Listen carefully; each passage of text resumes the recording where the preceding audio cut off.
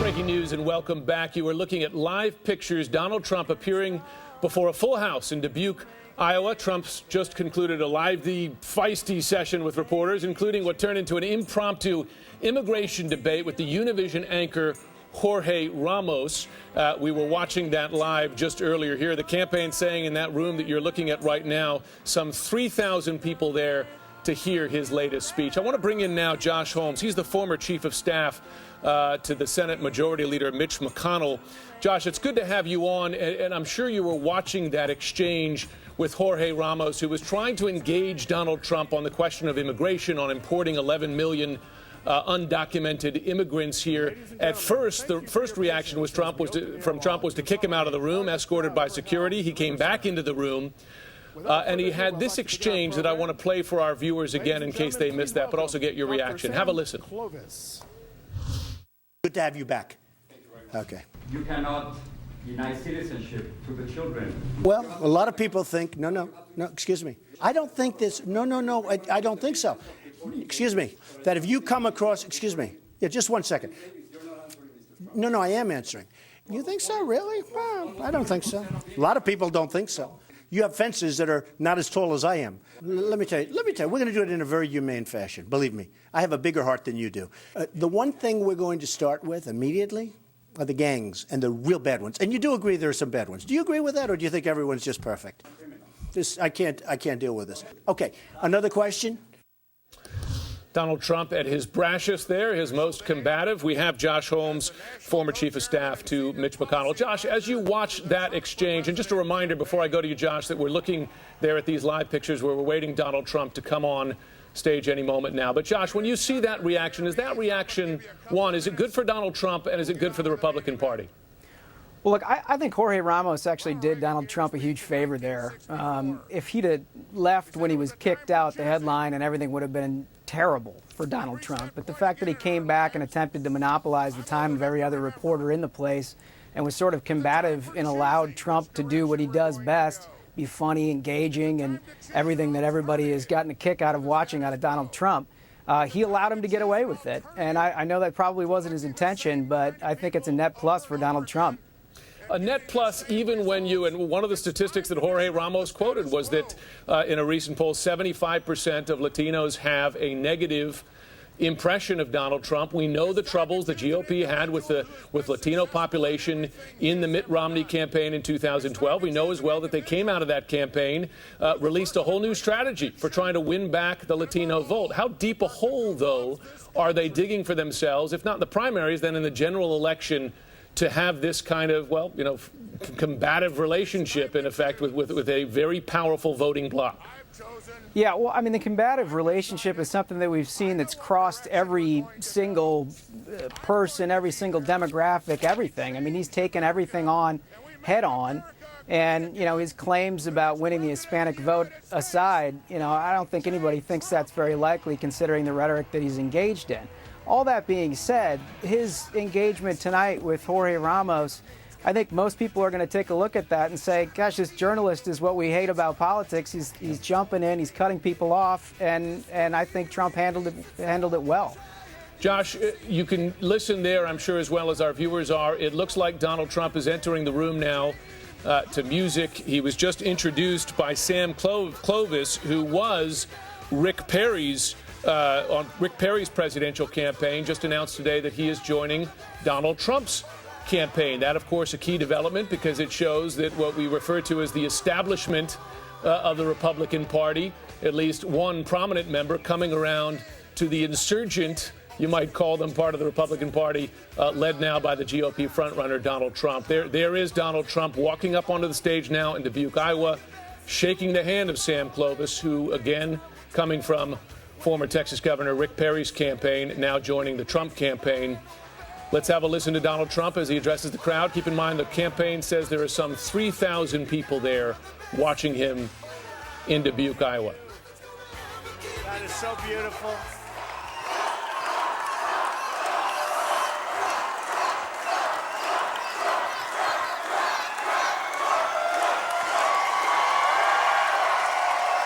Unbelievable.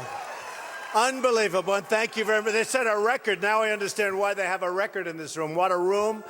What a place. What a place. Iowa. Do we love it? Great. Great.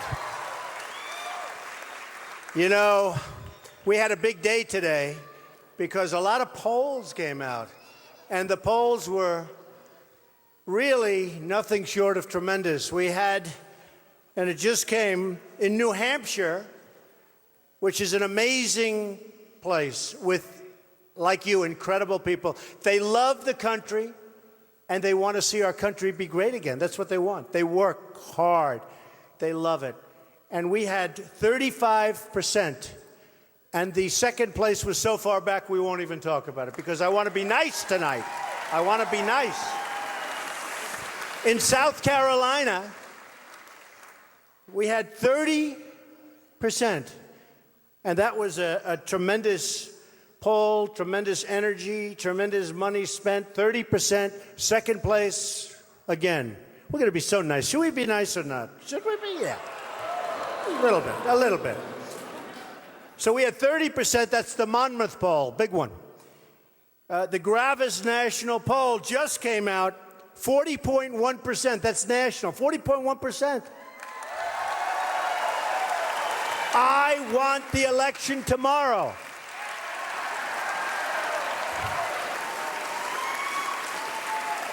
Ann Coulter's here. Ann, can we call for an immediate election, please, okay? Like in so many other countries. I want an immediate election, Ann, all right? Go out, buy her book, by the way. It's actually a very good book. And oh, is it true. Now, very importantly for Iowa, anybody ever heard of the corn kernel? Everybody heard. The corn kernel poll.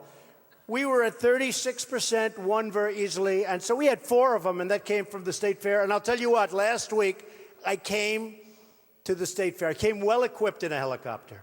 And we took the kids for rides. And those kids love me. Those kids, and I love those kids. But we had an amazing time. In fact, my pilot said, "Is that enough, Mr. Trump, after going up and down like a yo-yo?" I said, "Nope, you got to keep doing it." So we had an amazing time. But, you know, having gotten that vote, because I know it means a lot to the people here, and having gotten that vote is incredible. So here's what's happening. It's a little bit of a different situation, I think, maybe than has happened before. A great journalist called me, somebody that I don't know, but somebody that I have great respect for, one of the major newspapers. And he said, "Could I ask you one question, Mr. Trump?" "What?" "How does it feel?" I said, "How does what feel?" He said, "This was the summer of Trump." Do you believe this? How good is that for my ego? Is that good? But they said, he said, I mean, and he's really one of the, now the press is going to say, who is it, who is it, who is it?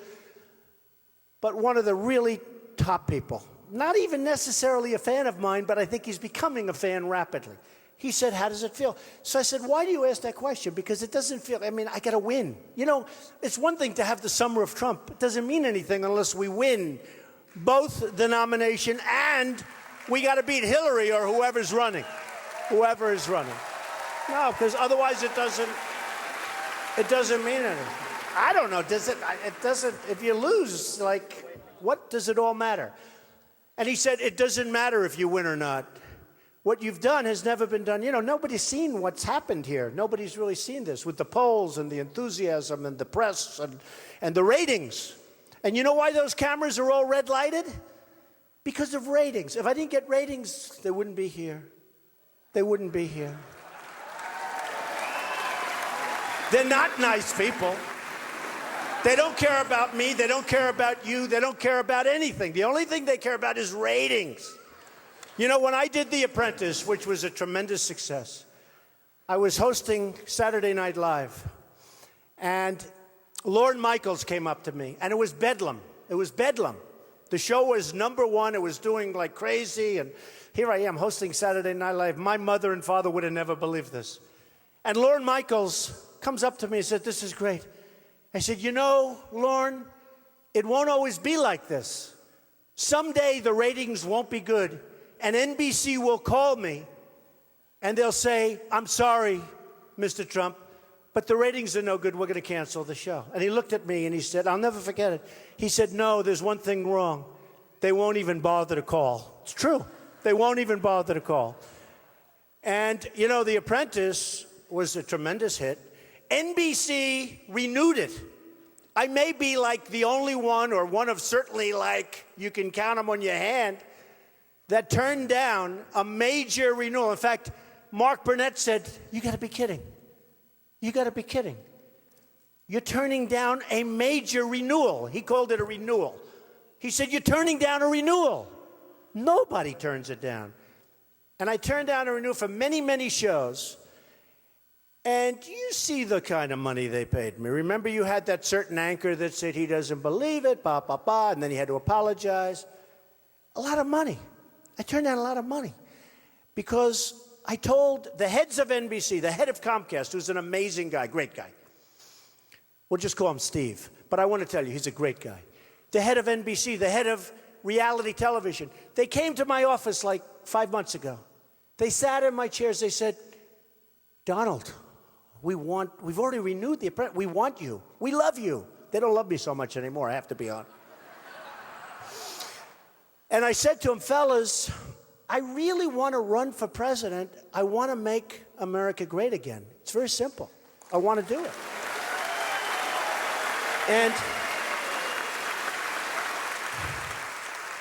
And they didn't believe me.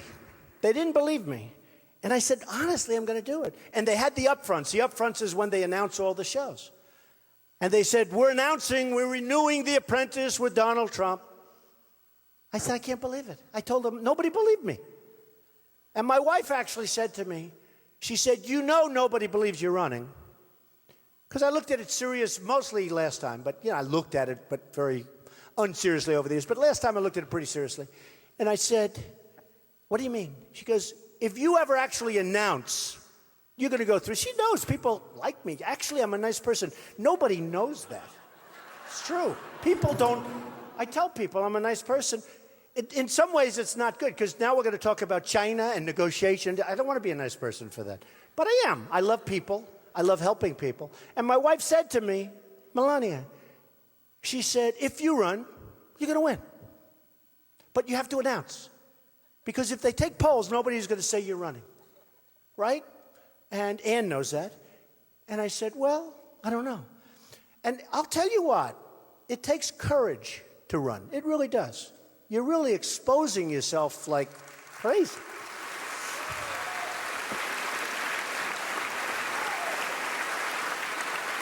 The press is, honestly, a lot of the press is, especially the political press, the financial press has been pretty good to me over the years. In Business Week magazine, they named me a while ago the best, in a people's poll, the best negotiator. Wouldn't it be nice to have a good negotiator? I don't want to brag about it. It's just wouldn't it be nice? I mean, look at what's happening with China. I've been predicting China. I've been saying China's taking our jobs, our money, our base, our manufacturing. I just told the press. And we owe them, think of it. They've taken our money and our jobs, our manufacturing, they've taken everything. It's one of the greatest thefts in the history of the world, what they've taken out of our country. They've rebuilt China, and we owe them, think of it, we owe them, they took everything, $1.4 trillion. How do you do that? That's like a magic act. How good are they as negotiators? They take everything and we owe them money. We owe Japan $1.4 trillion, same number. We owe them both $1.4 trillion for whatever reason, same number. The balance, the deficits, the numbers are crazy. If you look at the deficit we have with Japan, the deficit we have with China, the deficit we have with almost everybody, honestly, they're abusers, they're big abusers. And by the way, I love them. They buy my apartments. It's true. I own a big chunk, the biggest chunk I own, as you maybe know, the Bank of America, but a lot of people didn't know. Actually, most people didn't. I own the Bank of America building in San Francisco. Big chunk. And it's a great building. Got it from the Chinese. I did great. Great.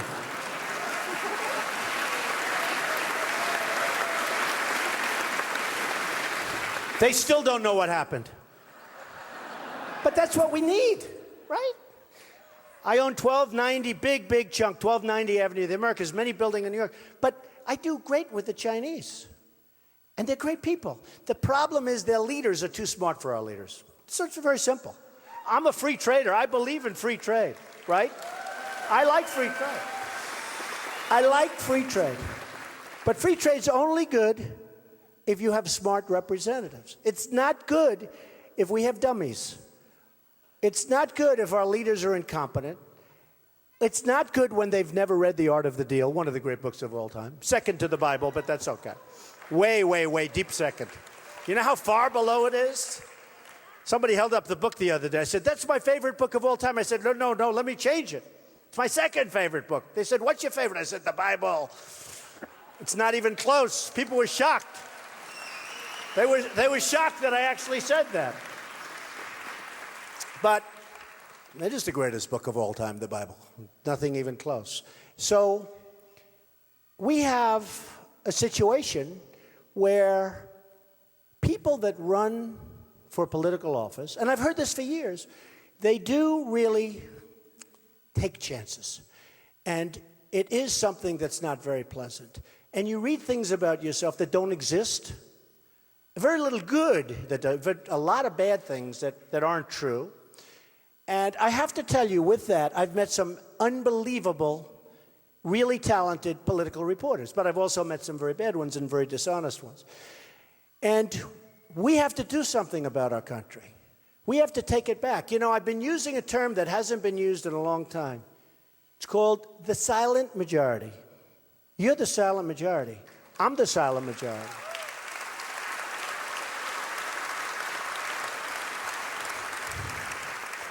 And they're tired of politicians, are there any politicians in the room? Because we're excluding you, you're fabulous, okay?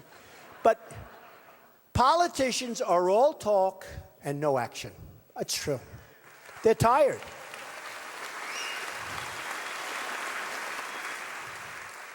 You know, I've been watching Bush on the border. He's in a seersucker suit. He's talking about, yes, oh yes, the anchor baby. Oh, I shouldn't say anchor baby. You know, he puts out a report saying, do not use the term anchor baby. Then I used it. My polls go through the roof. And now he's using anchor baby. And he's taking criticism. And you know, the funniest thing is that he's taken tremendous criticism for using the term anchor baby. And I use it all the time, and nobody cares when I say it because they sort of expect it from me, I think. You know, right? Right? Crazy. Crazy. But politicians are all talk, no actions. And, you know, I saw that a little bit at the debate, and I love doing the debate. I was treated very unfairly at that debate, to be honest with you, but that's okay.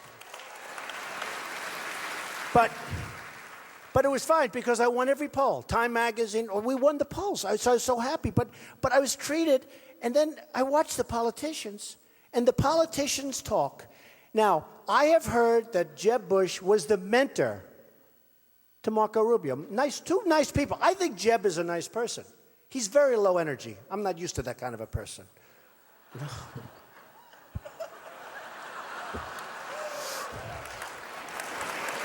I'm just not used to it. I'm used to, you know, dealing with killers, people that go, I mean, you know, negotiating with Japan, negotiating with China. When these people walk in the room, they don't say, oh, hello, how's the weather? It's so beautiful outside. Isn't it lovely? How are the Yankees doing? Oh, they're doing wonderful, great. They say, we want deal. He'd jump out of the seat. But I watched, by the way, before I say this, who would you rather have negotiating against China, against Iran? What a deal that is, okay? You talk about incompetent people. Against anybody, Jeb Bush, Hillary Clinton, or Trump? I think so. I think so. You believe me. Believe me.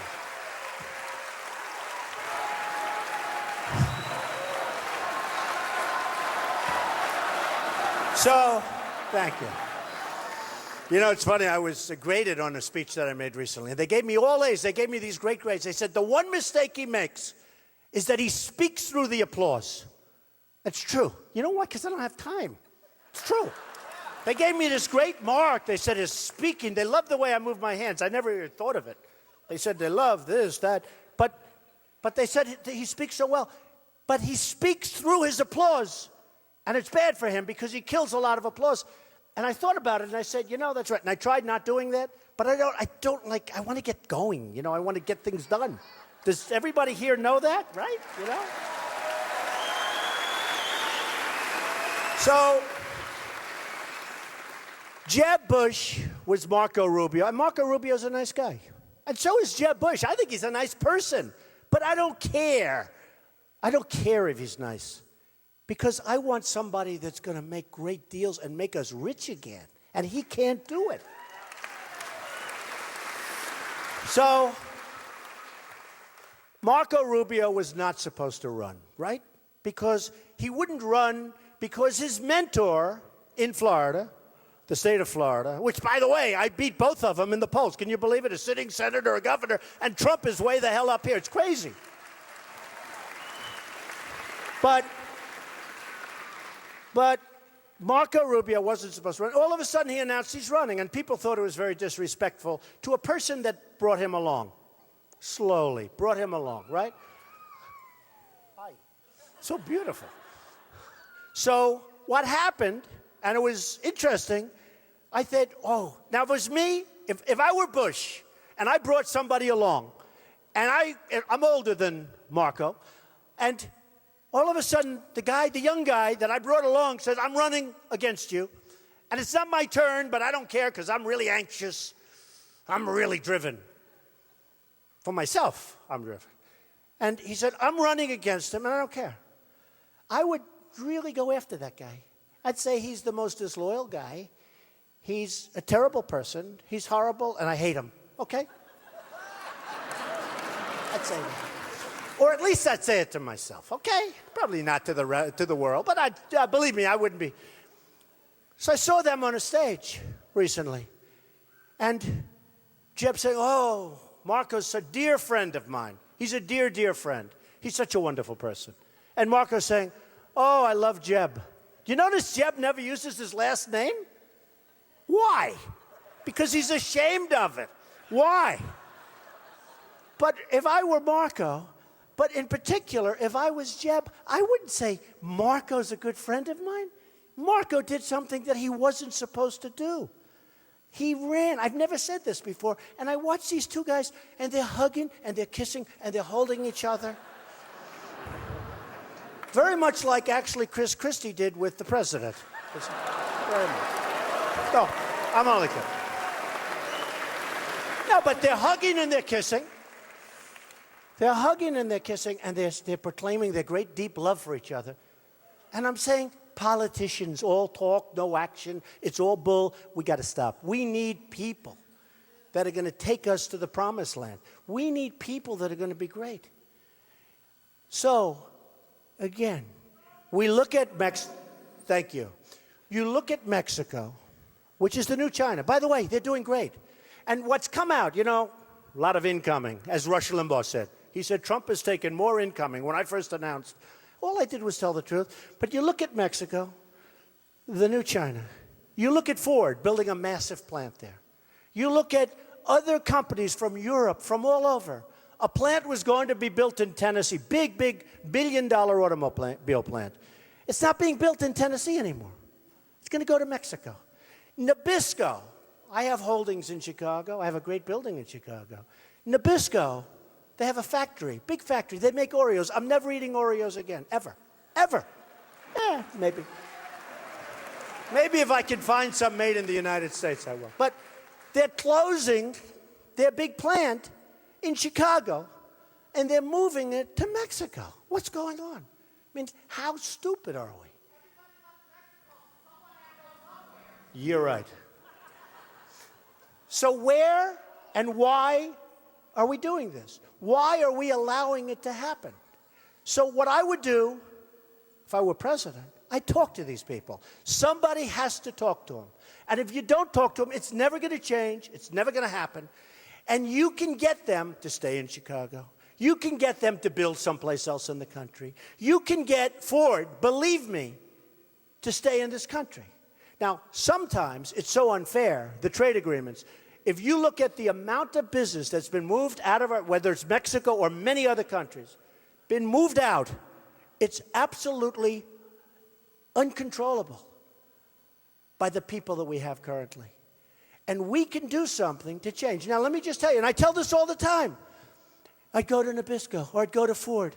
I'd say, fellas, I don't want you. I don't want you. You know, I have Carl Icahn ready. Killer. Killer. I have other people ready. I have people that are so nasty, so mean, so horrible. Nobody in Iowa will want to have dinner with them. It's true. They're horrible human beings. I admit it. They're Wall Street killers. Most of them. A couple of them are nice, like about 2%. But they're the greatest negotiators in the world. I know the best. I know the best. I know guys that are overrated. I know guys that are really good. I know people that you've never heard of that are better than all of them. We're going to use our best. But I would say to, let's say, the head of Ford, and you've heard me say this, because to me that's a big abuse. $2.5 billion for a plant. You know how big that plant, how many plants do we close to build a new plant in Mexico? $2.5 billion. You're right. So how many do we do? So I would say, very simply, fellas, sorry, you got to move back. Now, when they build those cars, trucks, and parts, they send them over, no tax, no nothing, and they've come up with a new scheme. Illegals are going to drive the cars over because, no, it's true. It's true. It's true. Because it just works so nicely. Nobody's going to check them, so why just drive beautiful cars? They'll probably keep them and just live happily for the rest of their lives in the United States, you know. But we have to do something about it. Now, let's say Jeb Bush is president. He knows it's wrong. He's not a stupid person. I don't think. I don't know. What do I know? But let's say he's president, and he knows it's wrong. He's going to say, no, no, no, we don't want that. Ford, we don't want you to go. We're going to charge you a tax because, you know, the way you do it, you just say, charge a tax, right? And then he's going to be hit by his lobbyists. They gave him millions. You know, he's got $135, $40 million. I don't have anything. I don't want anything. I don't want money. I'm just taking little small contributions for people. They send, I mean, the woman sent $7.32. And I was so, look, with a beautiful letter. No, it's amazing. I like that because that's like an investment. But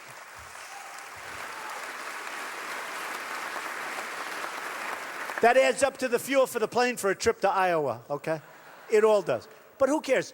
I don't want that because I don't want to be controlled. Last week, you've heard me say this, I turned down $5 million by a big lobbyist. Not a bad person, you know, tough guy, not a bad person. But when he gives me $5, he's not doing that because he thinks I have beautiful hair. It's not that bad. And it is my hair. Ann, is it my hair? It is. It is, actually. People don't know that. I proved that, you know, in Alabama. It was really hot and it was rainy, and I took off my hat, and everyone said, it really is his hair. It's weird. I don't have to do that tonight. It's sort of nice. But you know, so we would go over, and the lobbyists would say, no, no, we gave you millions of dollars, Mr. President, and you owe it to Ford. Let them have what they want. So you got the lobbyists, you got the they're going to say, and after about 10 minutes, he's going to say, oh, I can't really do that. They really helped me in my campaign. With me, they're going to call me because I know all these guys. But they never did anything because I don't want their money. I turned the money down. I turned down so much money. I feel like such a stupid person. No, it's true. First time in my life I feel stupid. Guys are offering me millions. Don, I'd like to give you $1 million. One guy, I'm telling you, $5 million. I could have it right now, and I turn him down. I go back, I say, do you think I'm doing the right thing? In fact, how about, I'll just take a vote. How about if I take all this money and promise, I swear to you, that I won't do anything for these people? What about that? No? That's what I thought. I feel so stupid, but you know what? That's the way it has to be. Because I think one of the things they like about me is nobody's going to buy me. Nobody's going to buy me. And, all right, so after about 10 minutes, Bush goes out and he says, all right, you can build your plant, build it. I'm sorry, please. How dare me? I mean, it was so terrible that I even thought about doing that, you know, because you contributed money. Okay, me, different. I'll call him up and say, got to go. I don't want you in Mexico. I love Mexico. I love the Mexican people. I have thousands of Mexican people that have worked for me over the years. And even to this day, I love the Hispanics. The spirit, I love them. They're incredible people. But we have leaders that can't compete with their leaders. Their leaders are too smart. So I would say to the head of Ford, sorry, I'm not going to approve. You're going to pay a tax. Well, every car and every truck and every part that comes across that southern border, you're going to pay a 35% tax, okay? That's what's going to happen.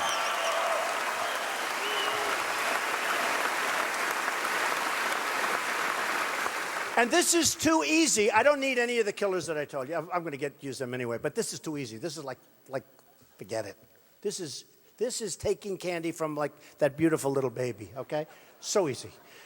So what happens is they're going to say, no, no, no, and they're going to have people call me. But these are people that I didn't take any money. I didn't take anything. I don't want their money. So they're going to have people call me. And I'm going to say, get out of here. And if I know them, they'll be friends of mine maybe. I'll say, I'm not interested. And I would say, let's say this whole process starts at 12 noon. I would say by 4 o'clock in the afternoon, the head of Ford will call me and say, Mr. President, we've decided to build in the United States. That will happen. Okay? That will happen. If they're really tough, they'll wait till the next day. But I guarantee you, by 5 o'clock the next day, they're back. And that's great. That's what we need. We need jobs. We can't keep giving out our jobs. You know, college debt. I go all over now. And I see the vets are mistreated in this country so badly. So bad. Oh, believe me. You know, they did a poll. I'm like the most popular person with the vets. You know, I built the Vietnam Memorial in downtown Manhattan, okay? And the vets like me a lot. And they did a poll, and people were shocked. I said, why would you be shocked? Because I'm going to take care of the vets. The other one, college debt. It's out of control. And I go around and I see students.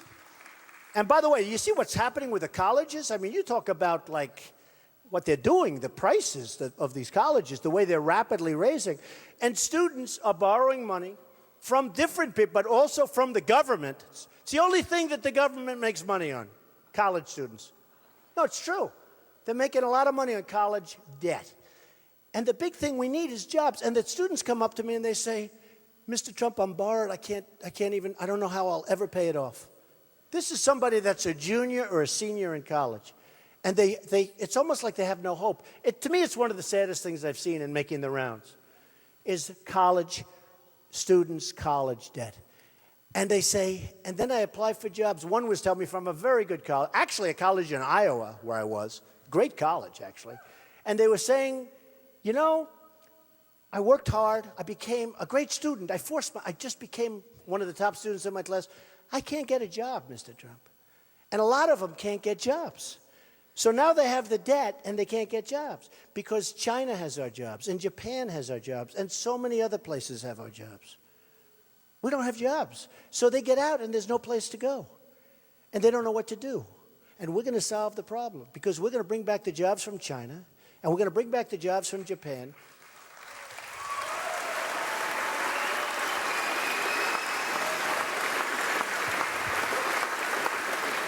And we're going to be fair. But if you look at the deficit, the trade deficit that we have with China, it's astronomical. People are saying, how are you going to balance the budget? How about, like, making some good deals with China and Japan? Look at the trade deficits. I was in Los Angeles 2 weeks ago. I saw ships that were so big. I've never seen anything like it, with cars from Japan. They're pouring off. We sell them, and actually, you sell them some beef, right? Okay? This is one of the beneficiaries, beef. But honestly, if you have a look at the difference, numbers here, it's so crazy. We send wheat. They send cars. We send wheat. It's all going to change. And we're going to have great relationships with these people. You know the amazing thing? Every country in the world thinks that the United States is represented by stupid people. And they're right, of course. No, they're wrong. Very stupid people. And every country in the world. I mean, every country in the world, everybody makes money. And the funny thing is we don't get along with anybody. Think of it. Here we have deals that are all bad, and everybody hates us. I just came in, and I'm watching on television that we're really in a very bad place with Russia. Now, we're working on the Ukraine, and I think that's fine, but why isn't Europe sort of like leading that whole charge? Why are we always leading? We're working on the Ukraine. I think it's terrible, all that stuff. But we got a lot of problems. We're sending an F-22, brand new, gorgeous. And we have fighters. Our best military people are going over there. And we're worried about the Ukraine. I think Ukraine's great. I think we should worry about the Ukraine. But you know, Germany is over there. Germany's far richer than we are. Germany's made a fortune. We protect Germany for no money. Okay? We protect South Korea for no money. So Germany is over there, right? And they're not worried about it. But Obama's talking about the Ukraine, the Ukraine. Germany's sitting, well, let these dopey people take care of us. And all the European countries. So we're sending our fighters. Now, in North Korea, you have a situation where, you know, he's rearing his head again. I just ordered 4,000 television sets for a big job that I did. And 4,000, that's a lot of sets. They're all made in South Korea. They don't make them in Iowa. I wish. Do anybody make television sets? Do you make television sets? They don't make them in Iowa. They don't make them anywhere in this country. So I ordered 4,000. Samsung, it's LG, it's all of them, right? All of them. They're all from South Korea. Sony's from Japan. Their sets aren't as good anymore, but that's okay. But they're good sets. They're great. I paid a fortune. And I'm saying they make a fortune. Look at the deficit that we have with South Korea. I love South Korea. I love all these countries. But why is it that we protect them? So this guy raises his head, nuclear, this, I'm going to wipe them out. We immediately we have 28,000 troops over there right now, which is nothing compared to the 1 million that they have in North Korea. Big army. Okay. They don't pay us anything. What are we doing? And you know what? Somebody said, that's not nice. You're asking them to pay. How can we police? We're watching the Ukraine. We're watching South Korea. We're watching Germany. We're watching Japan. We protect Japan. We have a treaty with Japan. If Japan gets attacked, we have to immediately go to their aid. Okay? If we get attacked, Japan doesn't have to help us. So that's a fair deal. That's the kind of deals we make. No, that's the kind of deals we make. They have nothing to do. They got attacked. Don't worry about it. But if they get attacked, we have to go over to Japan. You have a fly over, it's a long flight. So we need smart people. And we can straighten this country out. We can make this country so strong. We can make it better than ever, in my opinion. We can make it better than ever. Saudi Arabia. I love Saudi Arabia. The people are very nice to me. They buy my apartments, you wouldn't believe it. It's true. They'll pay me anything. They have nothing but money. They have nothing but money. I have a beautiful plane. All of a sudden, it doesn't look so good when I look at some of their planes. I'm jealous. It's terrible. Jealous. No, but Saudi Arabia, they make $1 billion a day. Now, in all fairness, that was before the oil went down. But now let's say it's $500 million. Okay, that's pretty good. You make $500 million a day. It's pretty good. We protect them. We protect Saudi Arabia. We get nothing. And every time, if you think in Yemen, those folks are after Yemen, then you ought to leave the room right now because you're not very smart. Yemen, did you ever see the border? It never ends. It's a straight line. It never ends. And you know what's on the other side? Saudi Arabia, the oil. If you think they're stopping at Yemen, they're looking for the oil. Don't forget, I'm the most militaristic person. I would build a military so strong, so powerful, so incredible, nobody would ever use it. Nobody would ever we would never have to use it. I would have the best everything. You know, we have a military where we give to the allies, our allies. We give it to the wrong allies, by the way. You know that. We give it to the wrong allies. We don't give to the Kurds. We give to people. One bullet shot in the air. 2,300 Humvees, armor-plated, the best in the world. So I heard they left, and one day they abandoned 2,300. I said, no. You mean 23. You mean 3. You mean 2. You can't leave 2,300. They abandoned 2,300 armor-plated, the best in the world, Humvees. 2,300. Because one shot was fired in the air. These are the people we're helping. These are the people we're helping. And now the enemy has the Humvees armor-plated, and we have the ones where they're not armor-plated. And our wounded warriors, who are the greatest people we have in this country, they're the greatest. The greatest. And our soldiers aren't protected.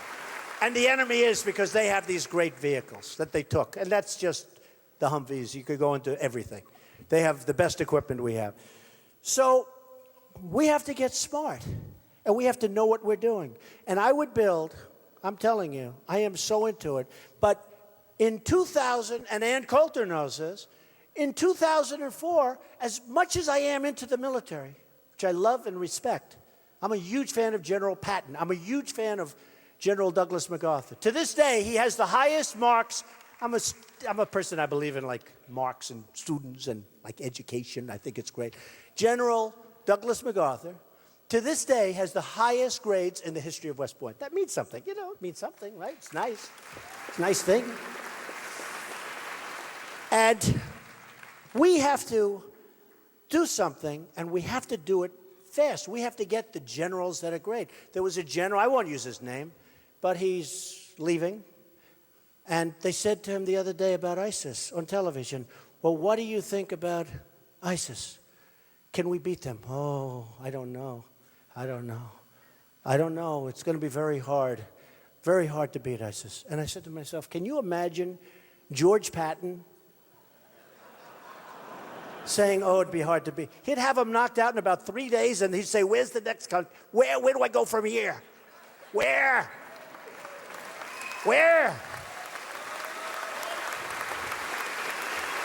General Douglas MacArthur getting out with his corncob pipe right out of the airplane, looking over the land that he just took.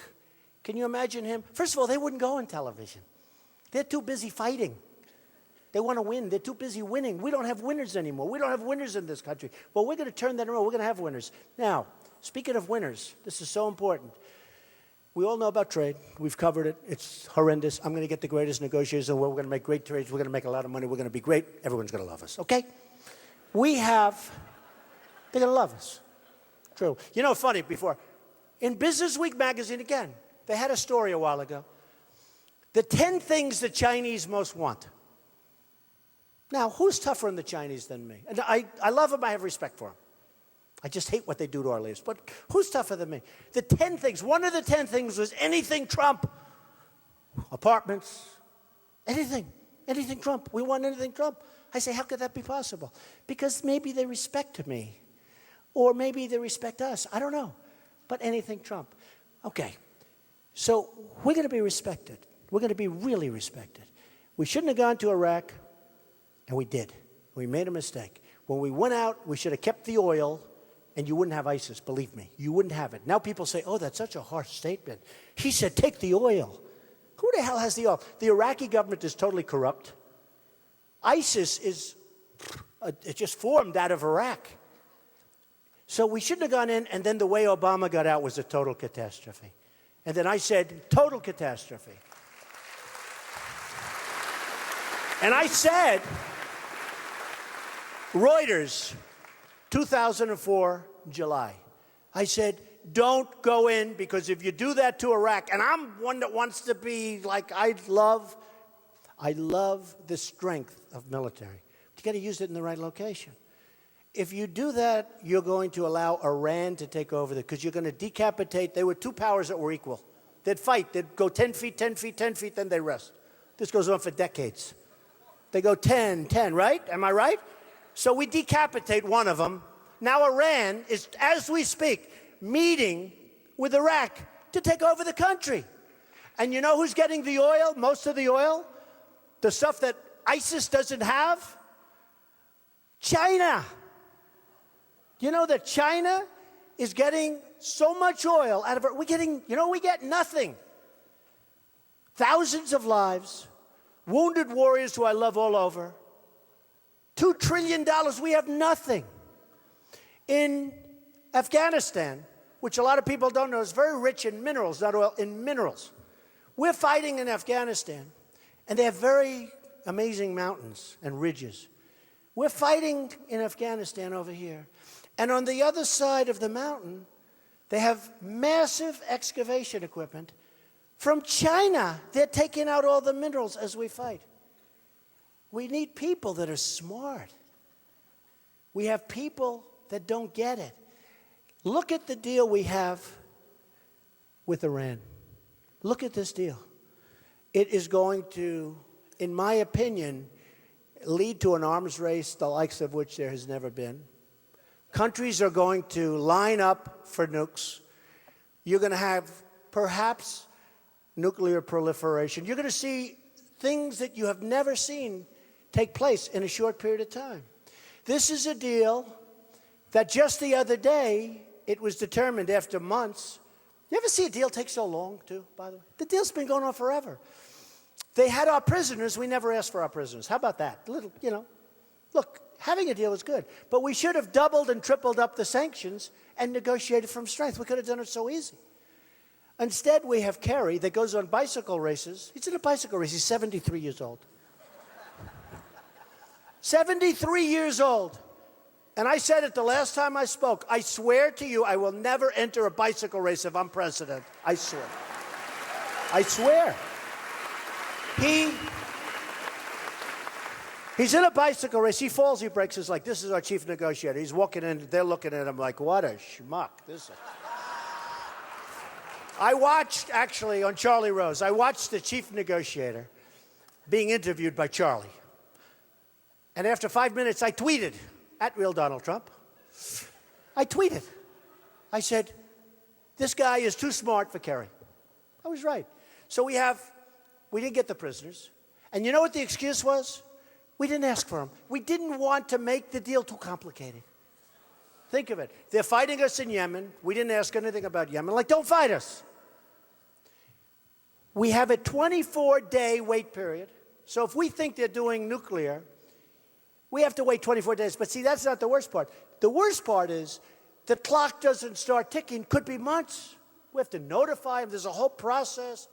I mean, they could build, shoot, and build a couple of more, shoot, and by that time, we still wouldn't be in there checking. In fact, I can just see them sweeping up the floor, painting it battleship gray. You know, when I was with my father in Brooklyn, I used to paint garages battleship gray. I'd always liked that. Do you know what I mean by battleship gray? Shiny battleship gray. I can just see them doing it. So what we're doing is crazy. So you have that. And then the beauty of all, and you heard it 2 days ago, after years, we just found out that they're going to do in the most important section, they're going to do their own inspections. Did you hear this? Iran is going to do their own inspections. Did you hear about this one? Look, some of these guys didn't hear. Where the hell have you been for the last 3 days? Look at these guys. They're smart guys. 3 days ago I heard it. Nobody knew. They are going to self-inspect. It is so unbelievable that you just can't even talk about it. And here's another part. We're going to give them $150 billion plus. And even if the deal isn't approved, they get that. In other words, they get that regardless. You know, when I do a deal, when I buy something, I pay them when I buy the product, right? Whatever the hell it is. I buy a building, I buy this. I pay them. I put up a deposit and, right? And I pay them when the deal closes. We're paying them even if a deal doesn't happen. I'd never heard of this one before. I don't know who came up with the idea. It must have been Kerry. No, it must have been. Because I don't think the Iranians, you know, the Iranians, Persians are great negotiators. They're natural, great negotiators. I don't believe they would have even thought of this because it's so crazy. No, it's true. They wouldn't have actually said, let's do this because it's so far out. Who would ever think of it? They get $150 billion plus, even if the deal's voted down and if the deal doesn't happen, which the deal will probably happen because we have a lot of weak people that are going to approve that deal. Just like they approved Obamacare. You know, you elected people that were going to knock out Obamacare. They got to Washington. Something happened. I promise it's not going to happen to me. Something happens in Washington. They get elected. They're really going to do a job. They're all enthused. We're going to end Obamacare.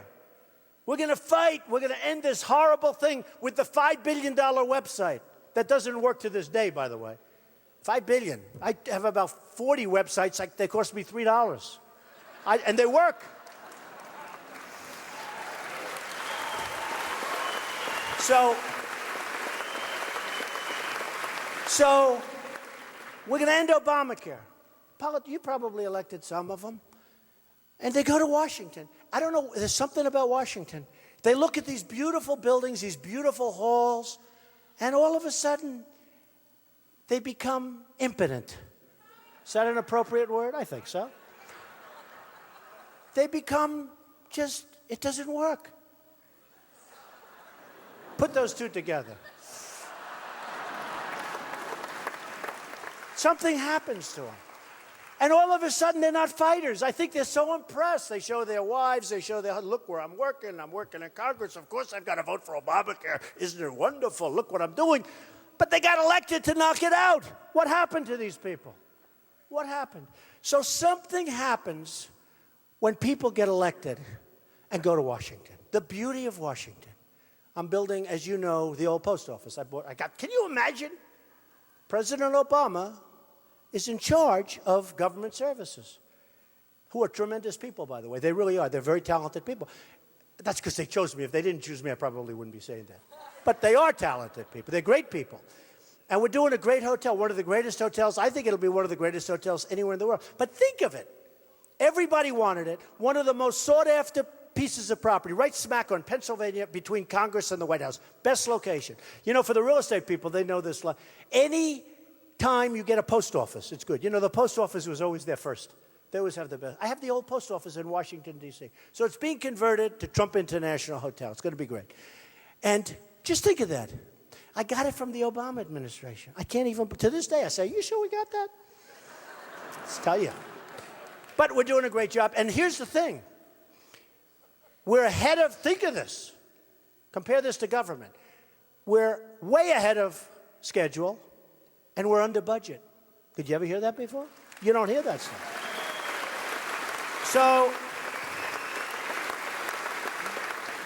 So we have a great country. We have a country with tremendous potential. The potential's here. The people are the potential. We have great people. We have problems all over the place, but they're problems that can be solved. We have to incentivize people. We have to give people spirit. When President Obama was elected, one thing I thought would happen, I really thought he would be a unifier. You look at Baltimore, you look at Ferguson, you look at St. Louis the other night, you look at Chicago, you look at so many different places. And you look at what's happening with the African-American youth. It's never been in worse shape. Never. You look at what's happening with so many other aspects of our country. And there's a racial divide. There's a divide, period. There's hatred all over the country. I've never seen it like this.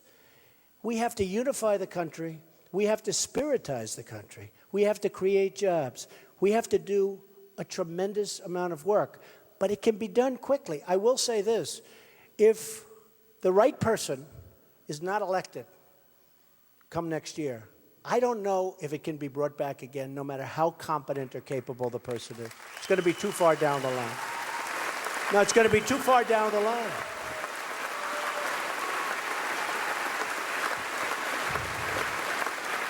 So, just in closing, and you know, normally I do questions, but this has been such a good time, and everyone's heard such a brilliant speech. You know, I was with Elton John. Elton John's a tour. Do anybody like Elton John? I like Elton John. And a lot of times, like they'll do this last song, and it's so great, it's so unbelievable. The place is standing and roaring and going incredible, and then they'll be like. They'll come back for like 3 more, right? And the 3 aren't as good as the last one. And people go, good, let's get out of here, Alice. So, you know, you like to leave on a high note. And I just like this audience. This is a great audience. But I have thank you. I love you too. Thank you. But you know, I have a statement. I say it all the time. And I told the story once before. And it's that the American dream is dead. But I'm going to make it bigger and better and stronger than ever before, right? Right? Good. But I got home one night, and my wife said, oh, that was such a terrible thing you said. It was all over television. And the problem I have with television, look, they're all live. What do I do? Every night I'm there, I'm on live television. I'm supposed to make speeches. How do you make the same speech? So I try and change it up. But every night, CNN, Fox, MS, NBC, everybody. Look at them. They're all live. It's not fair. No. These other guys, they go around, they make a speech in front of 21 people. Nobody cares. They can make the same, they read the same speech. They have teleprompters. I say we should outlaw teleprompters for anybody, right? For anybody running for president. You shouldn't be, you know how easy that would be? Instead of this, I'm working my ass off, okay? Instead of this, I could just stand up. Ladies and gentlemen, thank you very much. It's wonderful to be in Iowa. You know, everybody's going to fall asleep. In half an hour we leave. No mistakes, no problems. But I walk in, but they're always live, these guys. I think we're going to let's start canceling them a little bit. This is getting, and by the way, they're getting phenomenal ratings. That's why they're live. They're getting phenomenal ratings. And you know, in the old days when I was with The Apprentice, they paid me a lot of money. They don't pay me anything. You know, for the debate, we had 24 million people. Now, normally they have like 2 million people, right? When you say, and 2 million if they're lucky. They had 24. I won't take credit for it, but believe me, 100% it's me. 100%. It's true. It's true. So the ratings came out. They were so big and so much. It was the biggest rating in the history of cable television or something like that. And, you know, I was a little abused, but that's okay. I'm used to it. So what happens, I'm saying to myself, well, if it's not me, they have to. So I should go to CNN. They're doing the next debate. And I should say to Jeff Zucker, a great guy, Jeff, I'm going to do the debate, but I want $10 million for charity. American Cancer Society, AIDS research. We'll pick 10 great. $1 million. Otherwise, I'm not going to the debate. And honestly, I think they'd pay me. I do. I'm all for 100% for charity. But it might not look right. I don't know, Ann. I'm going to have to think about it. I sort of like that. Does anybody like that idea? I think they're going to do it. Then we go to Roger Ailes, who's a great guy at Fox, and we say, Roger, you know, they did so great at CNN. You did so great at Fox. Let's make it like 12, 15, 18, all for charity. But I'm thinking about it. I am thinking about it, believe me. So I go home, though. My wife says to me, you know, what are you doing? What are you doing? It was a horrible thing you said. And I said, why? What did I say? You said the American dream is dead. I said, I didn't say that. And I turn on the television. TiVo's wonderful. And I turn it on, and they have it cut. It's the American dream is dead. Cut. I said, what a terrible statement. But what I do say, and I say it all the time, the American dream is, to a large extent, it's in trouble. But we're going to make it bigger and better and stronger than ever before. And we are going to win the nomination, and we are going to get the greatest people that have ever represented. We're going to get the smartest, toughest, best people to represent us against the world. And we are going to make our country so great again. You're going to be so proud of it. And it's an honor to be with you tonight, and I really look forward to being with you for many, many years to come. Thank you. Thank you very much. Thank you very much. Thank you. Thank you.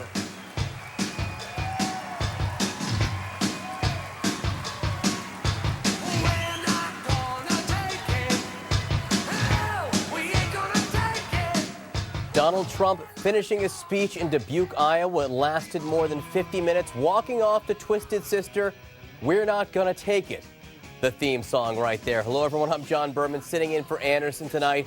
And what a night it was in Dubuque, where in addition to this 50-plus minute speech, Donald Trump also gave a news conference, and man, were there fireworks there.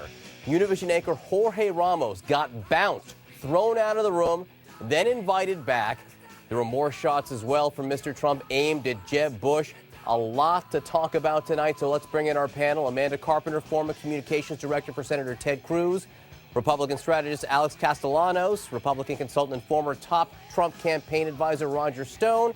And CNN political commentator Peter Beinart, who also teaches journalism and political science at the City University of New York and is a contributing editor for Atlantic Media. Amanda, you know, let me start with you. Let's start on the speech. We have a lot to go over tonight, including Jorge Ramos getting thrown out of a news conference. But let's start with the speech. 50 minutes, hit a lot of subjects. Another way to say that is it was rambling. But he talked about Iran. He talked about immigration. He talked about the economy. He talked about China. And he talked about The Apprentice. What struck you? The thing that stuck out to me most from this speech going forward, I think, is that when I listen to Donald Trump, I have no idea what kind of economic conservative that he is. I've heard him talk about how we need a flat tax. I've heard him talk about how we need to tax the rich and hedge fund managers. I heard him in this speech talk about a 35% tax on Mexico. He is all over the map on the economy. He's supposed to be producing a tax plan at some point in time, but I think there's just a lot of things to reconcile on that front for Donald Trump. Roger Stone, you did some work for Donald Trump. You are no longer working for him. You hear that criticism from Amanda. You heard the speech tonight. I suppose the question I have is, does Donald Trump care? So maybe he doesn't have a coherent economic message yet. Does he want to have one? Well, first of all, that was a vintage Donald Trump speech, and it had its high points. The China issue, the bankruptcy and corruption of our system, the flood of lobbyist money, all of these are themes that have propelled Trump to the head of the pack. His book, Time to Get Tough, came out on Monday in paperback. It's a conservative populist manifesto. It's all there. Job creation, terrorism, the economy, trade. For those who say that he has no plan, I urge them to read the book. He has that new book out, though not one of his favorite two. His favorite two are, in second place, Art of the Deal, and in first place, according to Trump in the speech tonight, the Bible. Alex Castellanos, you saw this speech. You've seen a lot of more traditional political speeches in your day. Your thoughts on seeing a 50-minute address from Donald Trump? Never seen anything like this. I mean, let's give credit where credit is due. Brilliant performance, brilliant marketer, brilliant salesman, and a brilliant leader out there tonight. He wasn't talking about issues. He's talking about something much bigger than that. When you fear you're going to lose your country, when you have a big problem, you want a leader as big as your fears. And that's what he did tonight. He stood up there just, big as a house. And that's what people are attracted to. You can get a small vote, not in critical times. You want a big vote. Now, he's not a Republican. He's not a Democrat. He's not anything we've ever seen before. He's like a unicorn or Halley's Comet, a rare thing that never comes by. He's a Trump. So we really don't know what he would be tomorrow because he was completely different yesterday. He was a Democrat yesterday. Today's a Republican. But a masterful performance from a brilliant, brilliant political presenter. And now we can call him a politician, perhaps. Not a Democrat, not a Republican, but a Trump, and certainly a spectacle. Peter Beinart, how do you then judge something like that if you can't judge it through a traditional political lens? I think the key line in the speech was when he said, let's outlaw teleprompters. I think that was the biggest applause line. I think that really that's what captures it, right? It's not about, there's no ideological coherence here whatsoever. He barely makes any pretense of actually offering a serious argument about the issues. What's fueling him is this revulsion and disgust about the phoniness of American politics and about the corruption of American politics. It's amazing when you listen to him talk about the way politicians are bought and sold. He sounds like Bernie Sanders. And it's appealing because both Republicans and Democrats believe that politicians are not authentic in the way they present themselves and that they actually are serving the interests of the people who donate money to them. And that, I think, is the core of Trump's appeal, and that's potent. If you listen to Alex, if you listen to Roger, he's selling Donald Trump, and he did it for more than 50 minutes tonight. And according to Alex, he did it in a masterful way. We have to take a quick break. This was not the only show we saw tonight. There was quite a spectacle that we have to talk about when Univision anchor Jorge Ramos got taken out of the news conference, forcibly removed. He was then invited back in. Does this moment help or hurt Donald Trump?